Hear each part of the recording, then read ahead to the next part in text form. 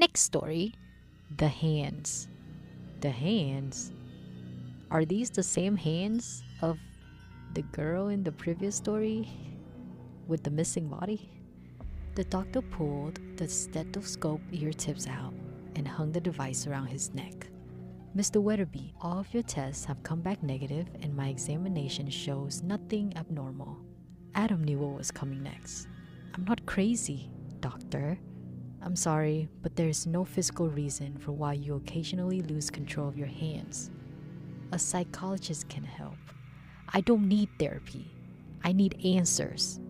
They seem to have a life of their own. I can't hold a job. I'm under investigation for assault. I almost killed my neighbor. This can't go on. I'll try anything at this point. After 2 weeks on new medication, Adam saw no progress and grew increasingly depressed. He was convinced that despite what the doctor said, it was not a psychological problem. That night, a frustrated and angry Adam sat in the chair and drank bourbon. Drunk and hopeless, he stumbled to the garage and started the table saw, then slowly lowered his wrist towards the screaming blade.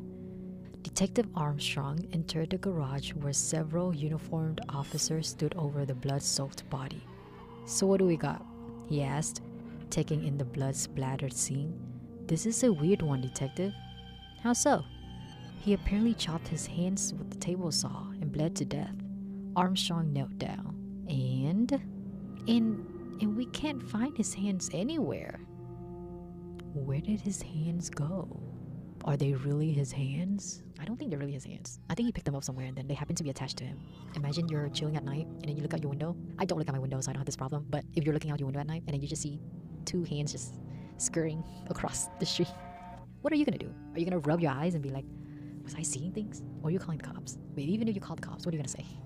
That you saw two hands running down the street? And to make matter worse, after you hung up from calling the cops, you hear a knock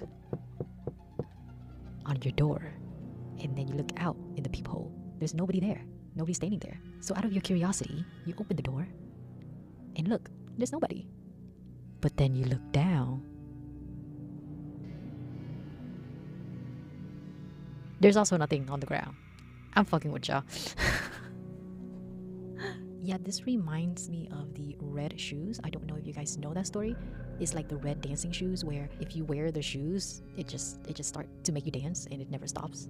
And then this girl, she wore it or something, and then she kept dancing and dancing and dancing until she like dies or something like that. I don't know, but this reminds me of that. But instead of red dancing shoes, they're hands. Hands are probably even more dangerous because you use your hands for everything. Be careful, guys. Be careful.